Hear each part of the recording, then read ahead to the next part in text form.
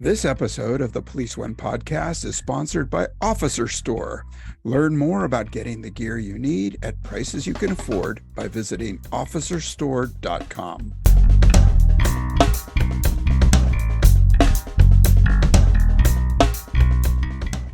Hey, welcome back to Policing Matters on policeone.com. I'm your host, Jim Dudley.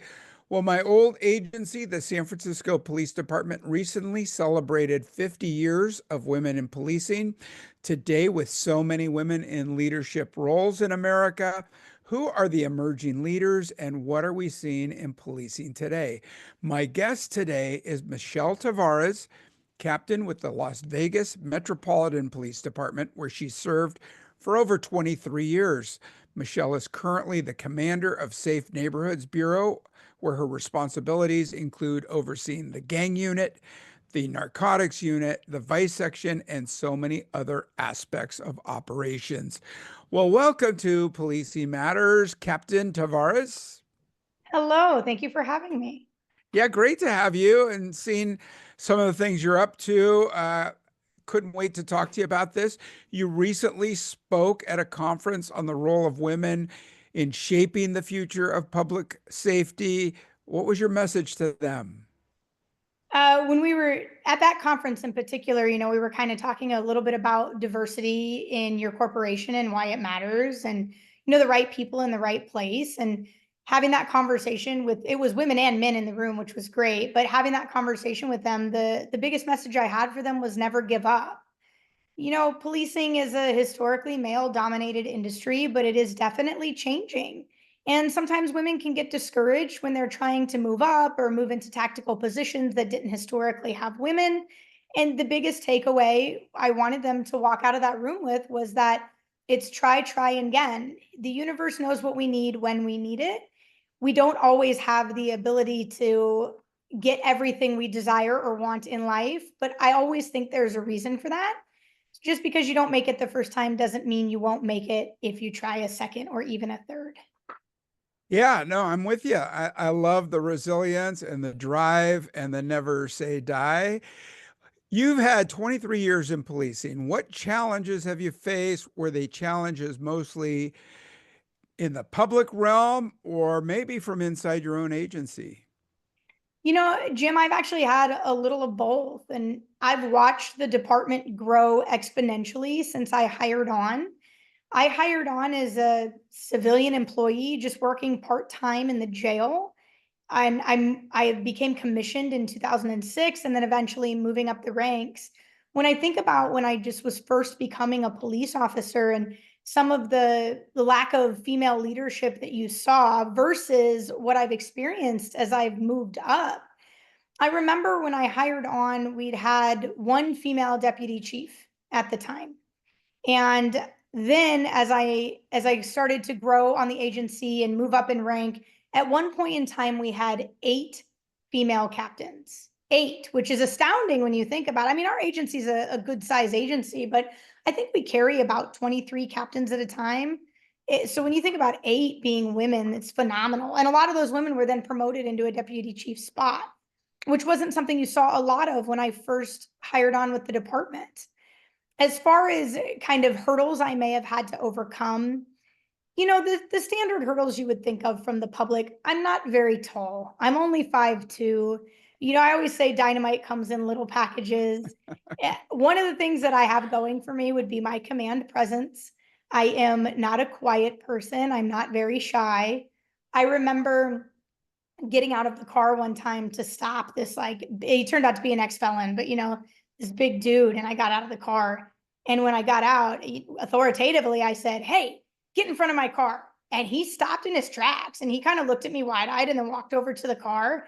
And he admitted to me later, he said, "When I first saw you, I was thinking about running. But when you got out with that voice," he goes, "I decided I was just going to come to the front of the car." So that has been a big blessing for me, I think. But there are still people, realistically, I know what my physical limitations are. I'm not going to be the person that outmuscles the big giant guy. It's just not going to happen for me. And I think women in police work, the best advice I could give them is to understand those limitations so that you can build on your strengths and work on your weaknesses. And it's always about outsmarting the bad guy rather than trying to outmuscle the bad guy. Internally, my agency is very progressive, but we've had, we're not a perfect agency. And I definitely had some issues trying to promote up the ranks while also trying to have a family. I had an experience when I was promoting to lieutenant, based upon a kind of antiquated policy that we had that almost got I ranked very high on the lieutenant's list, but I was pregnant at the time. And my promotion was almost halted because it's like they didn't really know what to do with me. And there were a couple people on the department. No, they're no longer there anymore, but they decided to take it upon themselves to tell me that I couldn't promote until after I had the baby, even though I was next in line. And thankfully, our sheriff, at the time, now our governor, Joe Lombardo, he stepped in and he said, "Oh, no, no, no, we're promoting her. We'll find room for her. This is just what happens with women in police work." And he made sure that I got the promotion that I had earned and was able to move forward. And we don't have those issues now like we did back then, which makes me very happy to hear. And I'm Mhm. grateful for the women that came ahead of me that I know had it far worse. And I'm hoping that the experiences that I have had make it that much better for the women that come after. Yeah, I mean, we could talk about the percentages, all day long, right? Women are 51% of the population, I believe. And in policing, there's we'll talk about the 30 by 30 initiative in a little bit, but 30 by 30 wants 30% of women in policing by 2030. And so you're talking about half of your captains at one point, almost half being women, although you're probably 10% or 12% women at the time. I think our agency, we commissioned wise are right around 13%. If you Mm, add in our civilians, which our civilians matter greatly, we are much closer to 30%, when we include our professional staff, yeah. which is awesome. But yes, Hmm. at the time we were probably right around 12 to 13%. Yeah. So all numbers aside, and I don't want to get into the gender discussion, but where do women really excel in policing? What are the big strengths that they might have over others? It's interesting to talk about because, listen, realistically, I just told you I'm not going to outmuscle a bad guy, but some of our male police officers will, which is a great thing. But men and women are built differently. The biggest, I think, the one of the best traits that women bring to policing is empathy. Mm, I really think, and not that men aren't empathetic, because they definitely are. But men typically, when you're having a conversation with them, they're kind of one-track mind problem solvers. Whereas women, because we tend to use the more emotional side of our brain, kind of fall more into the empathetic category. mm, And they've done studies, Jim, that have shown that women get into less uses of force than men. Probably twofold. One, because like I said, we train to try to avoid that if we can. Our goal is to not put, I mean, we're not afraid to put hands on, but if we can solve the problem with our mouth, all the better. sure. Hmm. But two, I think because empathy does go a long way. And in the conversation building, I think women's strengths are to maybe acknowledge an emotion that a person is having, which will kind of put them off of the defensive and maybe back into a calmer place. So I think that is one big aspect. I also think women are really good multitaskers, Mm. which policing is all about multitasking. Ask any mom out there, and she will tell you that she is trying to create the grocery list while helping with homework and cooking dinner all at the same time. The same thing happens at work. We're juggling and juggling, answering the rate, talking on the radio while driving, looking for our suspect, all the things. So I think that's also a big plus when it comes to women in policing. Yeah, for sure. And when you talk about empathy and compassion, that victim-informed interviewing skill that we all strive to be better at, I think sometimes, you really can't understand a person's position unless you've lived it or you've been close to it. So I definitely hear what you're saying there. What about training? Is training gender neutral? Are we approaching training for everyone equally, or do we need to change paradigms? Our training on the agency, and actually one of the things I respect about my agency is that we are treated the same as the men, that we have an expectation. We have to be able to do everything that they can do. And I actually think that's really important in police work. It doesn't mean that there aren't some exceptions. Again, I just told you that I promoted when I was pregnant. That's not a hurdle a male might have to overcome. On our agency, when we take our promotional exams, part of it you're required to be in uniform. Well, if you're 7, 8 months pregnant, you're not going to be able to put a uniform on. So we have some accommodations for things like that. I think that's important. But when it comes to training and making sure that our officers are ready to hit the streets, it's pivotal that the women be able to do everything that the men can do, that we can jump the 6 foot wall, that we can, we can sprint the distance in the right amount of time. And that's a safety issue. We always worry, especially in the leadership role, we worry about our officers out there on the street, and training keeps them safe, it keeps them alive. So to send somebody out there when maybe you've reduced the training requirement based upon gender, I think puts them in a precarious position. And I'm grateful that my agency is always, plus I'll be honest with you, I don't want to be treated any differently than the men. I don't. There are times that you may have to prove yourself on the department. Again, it's gotten a lot better than it used to be. When I hired on, I had to prove myself every squad I went to. They had to see that I wasn't afraid to go hands on, that I wasn't afraid to do police work. Sometimes that's the connotation that comes with being a new female officer. And you're essentially proving that that's not the case. So if I had different training requirements, that's only going to enhance kind of the men that may still have that antiquated view that we don't belong here. That's going Mm. to enhance their view, and it's only going to cause problems for the women in the future and on their squads. Yeah, I hear you. And I want to talk about training, but I want to also address the recruiting issues that we're coming up against. And first, I want to take a moment and thank our sponsor, Officer Store, equipping protectors with passion. That's how we operate, and it's how we live. We understand that having the right gear can mean the difference between life and death. Our goal is to get you the gear you need, when you need it, at prices you can afford. Visit us at officerstore.com. We're back speaking with Captain Michelle Tavarez with the Las Vegas Metro Police Department. And Captain Tavarez, I interviewed Sasha Larkin, another former colleague of yours, and she talked about women of Metro, and you play a big part in the organization. What are your goals there? Women in Metro is a recruitment council that was created back in 2008 by a retired deputy chief, Kathy O'Connor. It's kind of a bifurcated effort. Back then, Kathy realized that she didn't have kind of the leadership or the mentorship that would have been very helpful to her as she moved up through the agency, and she wanted to change that. So they decided that she and a couple others decided they were going to create the Women of Metro. And one aspect of it is kind of guidance and mentorship for women on our department. But the other arm of it is community oriented. It's to be involved in the community and show the community, especially young girls in the community, like, hey, look at these women officers. This could be you one day. This could, you could achieve this if you want to. Because oftentimes, unless you see somebody in that role, you don't necessarily put yourself in it. So that was kind of the community recruitment side of the council.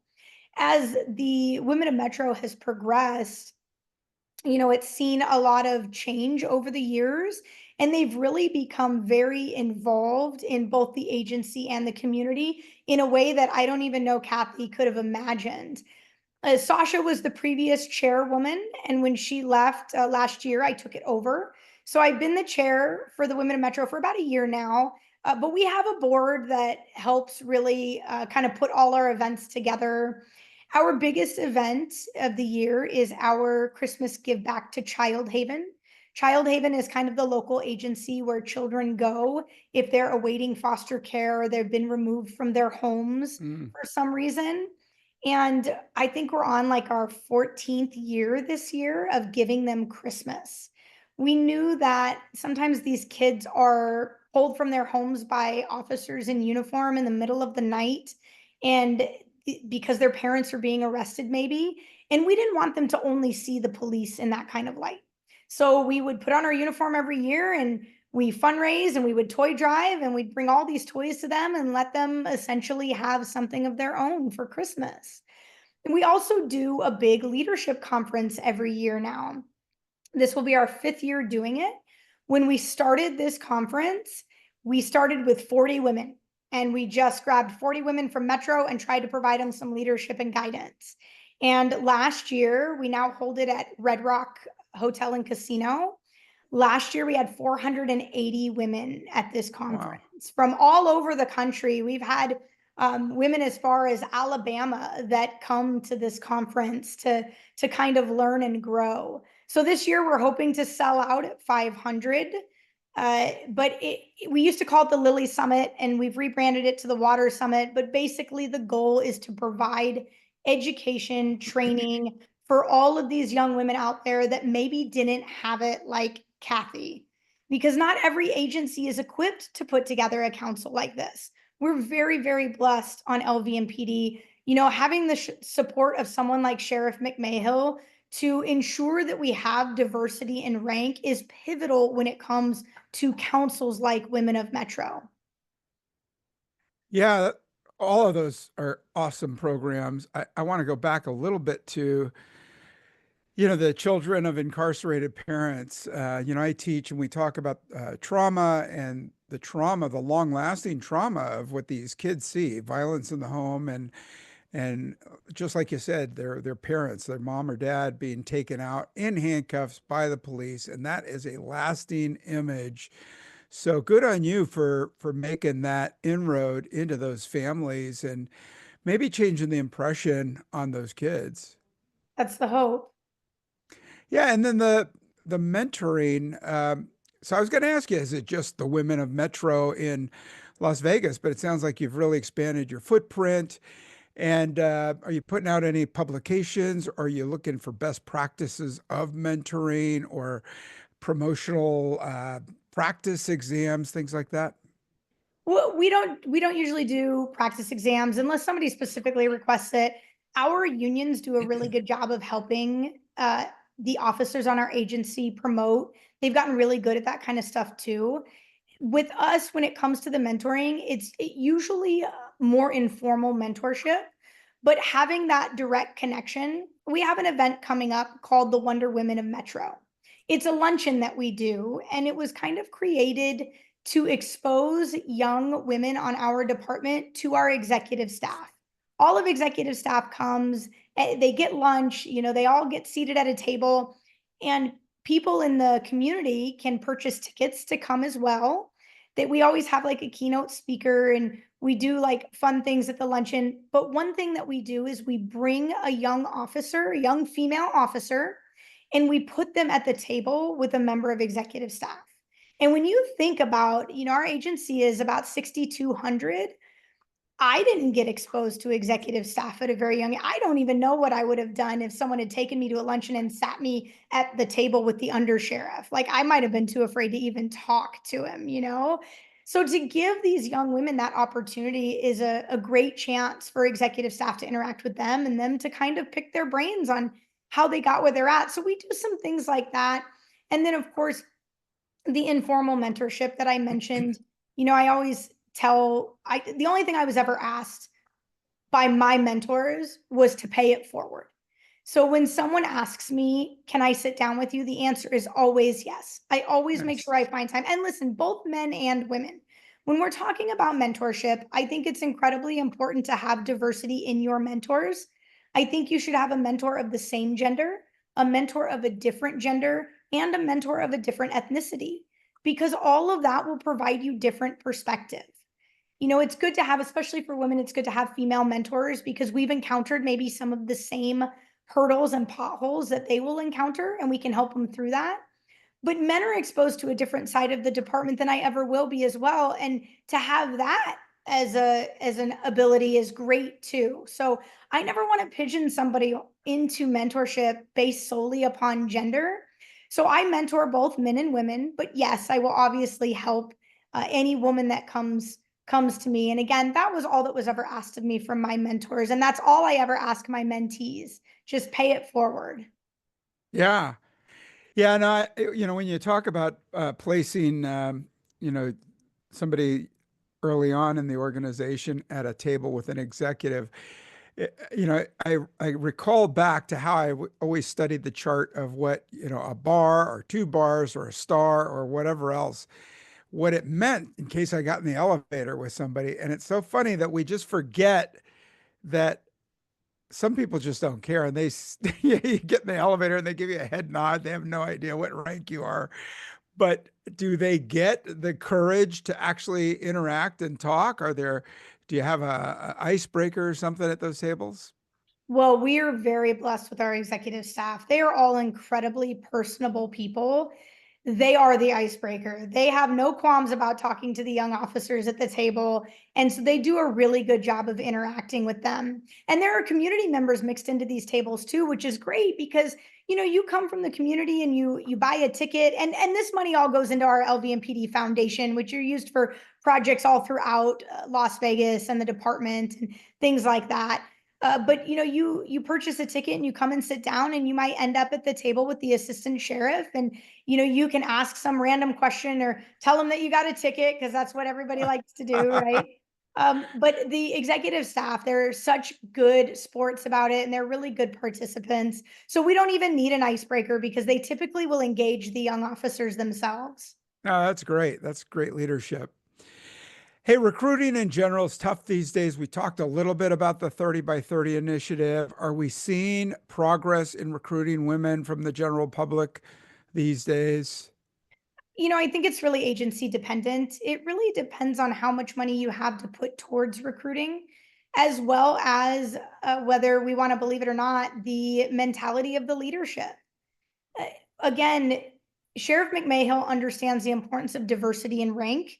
When he came on as the sheriff, and our rank structure is a little bit different because, we're city and county combined. Mm, So we're run by a sheriff, but we have police officers.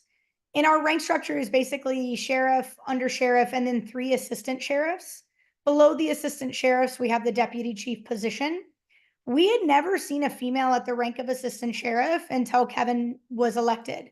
When he was elected, 2 of the assistant sheriffs retired, and Sheriff McMahill appointed 2 women to that position, mm, which was amazing. And I think the biggest takeaway was he didn't just pick them because they were women, he picked them because they were qualified. And that's so huge when you talk about, it's not just about diversity in rank, it's about qualified diversity in rank. And to have that kind of support will lead to being able to recruit more women onto your department. Not every agency is that lucky. Some of the mm, smaller agencies, maybe in the smaller cities, your leader might not have that mentality, which can make mm. it more difficult. But because of that filters down into everything we do on the department. We put a big emphasis on to recruiting women and recruiting diversity. We have several different recruitment councils on our agency geared specifically towards that. We have the Asian American Recruitment Council, we have the African American Recruitment Council, the Women of Metro, we have the LGBTQ Recruitment Council as well, because the goal is to consistently try to mirror the community that we serve. Yeah, great points. And I'm wondering, I mean, some of these people are reluctant. Gender, race, ethnicity, because there's such a mystery about the job, and I'm wondering if we should convert some duties or entry level positions to civilian, get them immersed in the culture, and then encourage them to take the sworn position. Are you doing anything like that there? Well, we have a cadet position on our agency, which is technically civilian. Mm-hmm. You can hire on as a cadet when you're 18, and you go through an academy and you learn how to take reports, and you get pepper spray just in case. And then when you turn 21, you're immediately slotted into the next police academy. You get put in it right away. You don't have to worry about getting on that list with everybody from the general public. And I think that's probably one of the best positions we have on the department, because you have these kids that are interested in becoming police officers, but they don't really know what to do after high school and before they turn 21 and can actually apply. Some go into the military, which I think is phenomenal. You know, we Hmm. need the people that are willing to serve and protect our country. And then they come back usually with leadership skills already, which is great for our department. But the ones that maybe aren't necessarily military focused now have an opportunity to do something like that. I also started as a civilian, not as a cadet, but I started as a temp and then I became a law enforcement support technician, which is an entry level civilian position on our department. I was very grateful for that because it gave me a good look behind the curtain of what it is the professional staff do on our agency. And I always say we couldn't exist without them, just like they couldn't exist without us. It truly is a cyclical relationship. And I think it's a great opportunity if someone is not completely sure if this is the job for them to, yes, go and take on maybe a clerical spot so they can interact with the police officers, ask them questions, and get a glimpse of what it is the agency provides. You know, again, not every agency is similarly situated. We Mm. have so many different positions you can hold on the department, but not all agencies have that. You know, not every agency has a SWAT team. It really is going to be size dependent. So being able to start as a civilian and see, plus you get through your background check. You know, that's important. You're going to have to pass a background check to get on. So if you can do that on the front end before you ever turn 21, all the better. It should keep you in line too, so you don't make some of those silly mistakes we tend to make when we're younger. Yeah, that's right. Hey, I want to wrap up and I totally appreciate your time. And I want to end with your elevator speech or your message to maybe you meet a young woman who's interested, curious maybe about law enforcement, but there's some reluctance, whether it's physical or maybe it's the weapons or I don't know. There are a number of things that people could be a little bit standoffish about the profession. What do you say to them? If I were to run into a young lady out on the street and she said, "Hey, I've been thinking about becoming a cop," the first question I would ask her is why? I really think it's important to never forget your why. This is a very difficult job. And if we are not honest and realistic with the people that are interested in this profession, when they get on, they will either A, leave early, or B, they won't make it through. And that's Mm. not what we're looking for. So the very first question I would ask is why? Because if you can get someone to the root of their why, when times get tough, if they remember that why, they will push through some of the difficult things that we have to deal with. Some of the difficult nature of when a cop makes a mistake somewhere in this nation that we all pay for it. Mm. Some of the aspects of, you know, getting expletives slung at us on a traffic stop just because we're doing our job, or even sometimes the bureaucracy that comes with the agency itself, because that is a big part of what can happen. And if in those moments they can come back to that moment when I ask them why and they remember why it is that they're there, it will give them what they need to persevere and push through. Without that, this job isn't for everybody, Jim. And as much as we want women that are going to be able to stick it out and women that are going to be able to be successful. So always bring it back to that why.